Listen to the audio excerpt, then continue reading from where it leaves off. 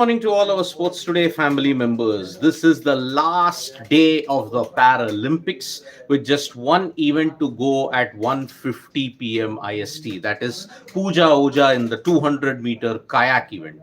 But yesterday night, the repercussions are still going on as to what happened in the para javelin event. Now, Navdeep secured the silver medal in the para javelin event, but then unfortunately, he had to settle for that. Later, there was a big drama that happened when the Iranian athlete was disqualified.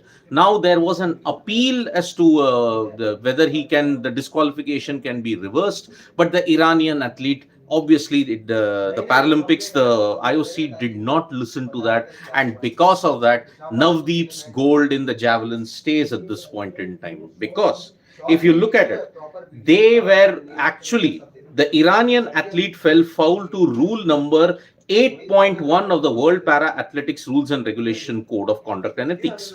It stated, World Para Athletics is committed to maintaining the highest standards of integrity, ethics, and conduct in the sport of para athletics. All participants in the sport, including athletes, coaches, officials, and administrators, have a responsibility to uphold these standards and ensure that the sport is conducted in a fair, honest, and transparent manner. So, the behavior of the Iranian athlete at this point in time, what happened? Now, after he had thrown one of the fifth throw, if I'm not mistaken, he took out a flag and was unveiling it totally to show it. But then at that point in time, the broadcasters cut it to some other visual. Now, so images started circulating on social media that, oh, he had carried a terrorist flag, he had carried a political flag. Some people were speculating it looked like it was a Hamas, it looked like an ISIS flag, but no. On that black flag, written in red words, was Ya Hussein. It is to commemorate, it is actually to mourn the martyrdom that had happened to Imam Hussein in Karbala at that point in time. So just to showcase his emotions, he had unveiled the flag. But unfortunately, according to the Paralympics rules, according to the Special Olympics rules, you cannot unveil any flag or any political or terror entity during the course of the games. It is just not allowed. Apart from your national flag, if he had just unveiled the Iran flag in celebration, then he would have not had a disqualification whatsoever. Initially, what had happened, because a yellow card in Paralympic, in javelin, if you look at it, is mostly for time infringements.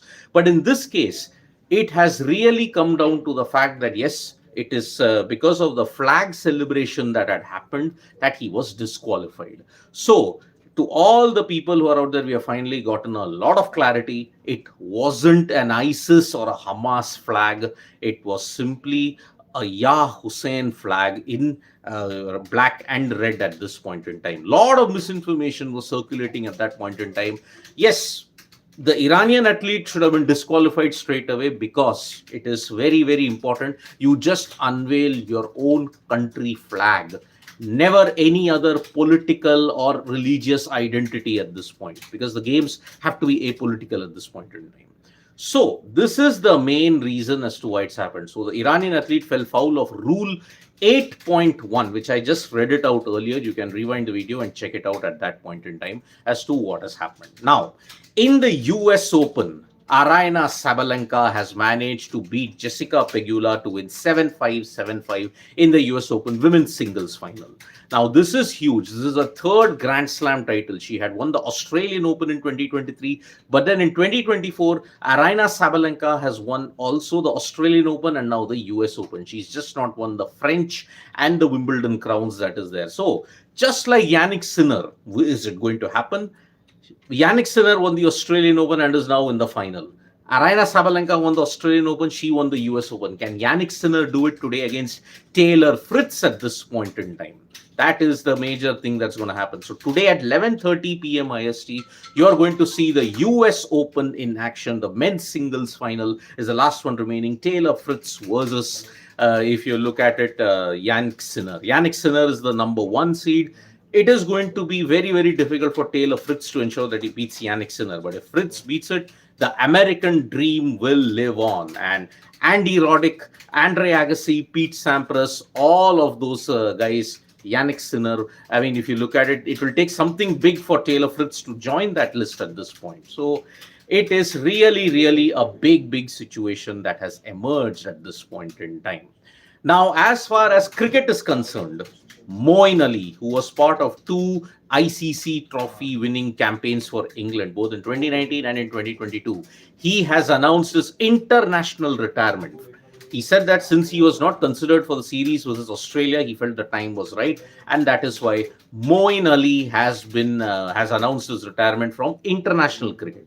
He will play franchisee cricket though in the coming months.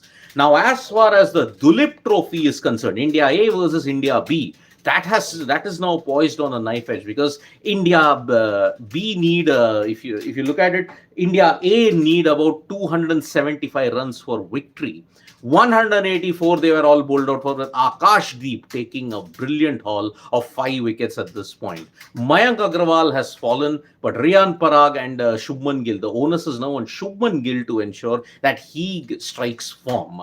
Yes, Yashasvi Jaiswal didn't have a good run with 30 and 9, but apart from that, Rishabh Pant stole the show with a brilliant 61 of 47 balls. 34 ball 50 yesterday. So looking at it, India's Dulip Trophy stars are really going after it, and one more round remains. Now, after that one more round, when will the squad be announced for the India versus Bangladesh Test series? That we will come to know quite shortly.